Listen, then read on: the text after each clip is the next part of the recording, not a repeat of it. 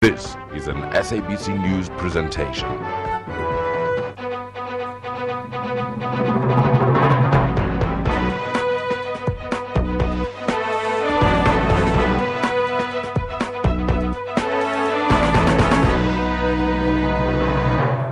Good morning and welcome to this morning's program from Parliament. I'm Kokeli Tanda. Today is an important day for the National Assembly. It's question time with the President, who this afternoon will face a range of questions from members. We will have coverage of that interaction in tomorrow's program. This morning, however, we look at a new bill to provide for compulsory service for newly qualified veterinary surgeons. We will speak to the chairperson of the Portfolio Committee on Agriculture, Forestry and Fisheries about the implications of the bill. And with both the Olympic and Para-Olympic teams back in South Africa, we also hear what Parliament's Portfolio Committee on Sports and Recreation can do to support our Olympic athletes. In yesterday's program, we listened to the Minister of Agriculture, Forestry and Fisheries as she introduced the Veterinary and Para-Veterinary Professions Amendment Bill. The bill provides for compulsory service for new veterinary surgeons on completion of their formal studies. The chairperson of the Portfolio Committee, Mlungisi Johnson, also told the House that the bill will go a long way to bring veterinary services to smallholding farmers, particularly those in rural areas.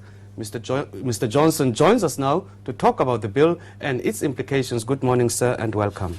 Good morning, Kokeli, and good morning to the viewers as well. Mr. Johnson, the bill paves the way for compulsory service for newly qualified veterinary surgeons. From when and what periods will this new rule apply?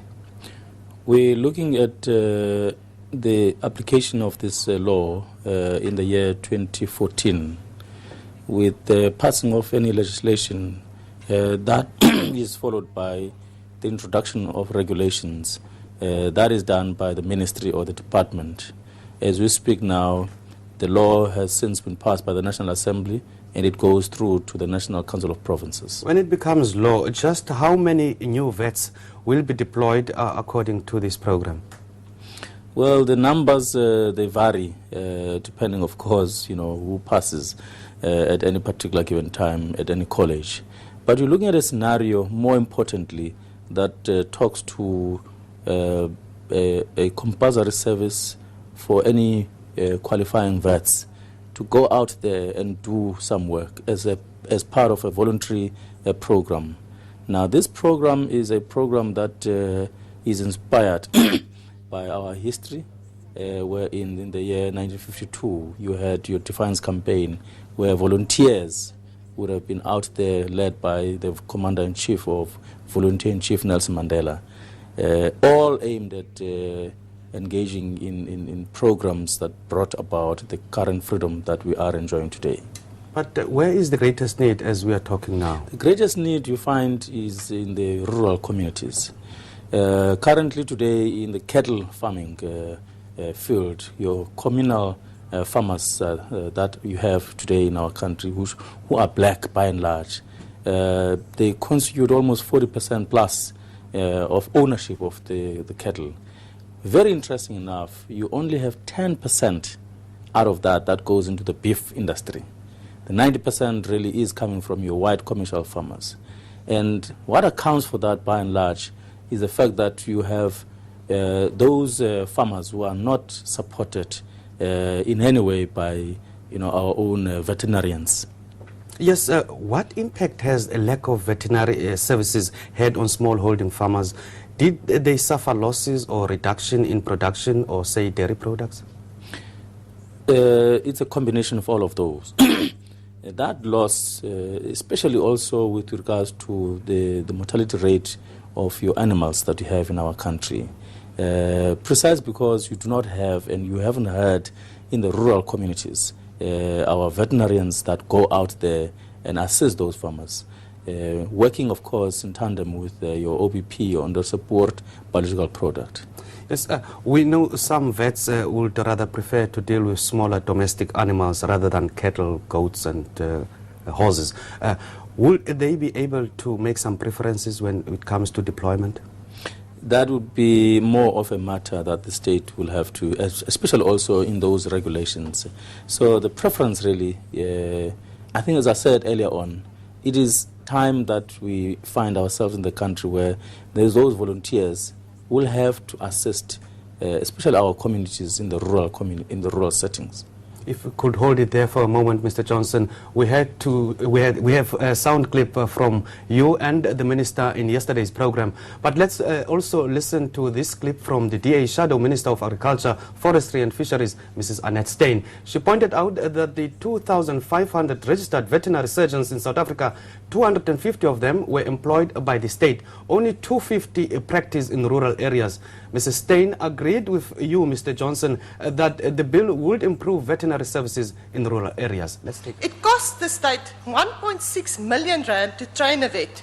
Therefore, implementing a compulsory community service program to promote access to veterinary service while giving graduates an opportunity to contribute to the socio-economic development in the country must be supported. South Africa currently produces only between 90 and 120 graduates per year, inadequate to deal with an increasing matrix of challenges. This bill will go some way toward ensuring better access to veterinary services in rural communities. It is not, however, a silver bullet, and serious challenges to controlling disease outbreaks remain. Due to the shortage of state vets, legislation such as the Animal Diseases Act, the Animal Improvement Act, and the Meat Safety Act is not being policed by the Agricultural Department. These acts are being ignored, specifically with regard to the registration of abattoirs and the establishment of an independent meat inspection service. Livestock farming contributes significantly to local food security and international trade. In the context of globalization, many countries are imposing animal health measures as a non-tariff barrier to trade to protect domestic industry. Government's negligence towards animal health in South Africa is therefore costing us valuable export revenue. Mr. Johnson, how will this piece of legislation help to keep our vet surgeons at home and not seeking for greener pastures abroad? We have to call upon our veterinarians to be patriotic this time around and choose South Africa above all else, so as we be able to really make that dent on our own communal farmers in the rural areas. What is most important also, it is for government to really come to the party and be able to say, these are the measures, these are the incentives that will make it possible. Because at the end of the day, you need to be able to say, those that come after you must find every reason to make a difference in our country. The aim in the main, it is to come to the party and be part of those solutions for those poorer communities, as the ANC-led government is about. It is about changing those lives of our ordinary people for the better. Are you aware of any measures to lure these vets back to South Africa? Those will all be part of the regulations that will have to be published by the department, with all the incentives that are to be out there for these vets to be able to say, we choose South Africa, we are patriotic, we will make a difference to the ordinary people's lives out there.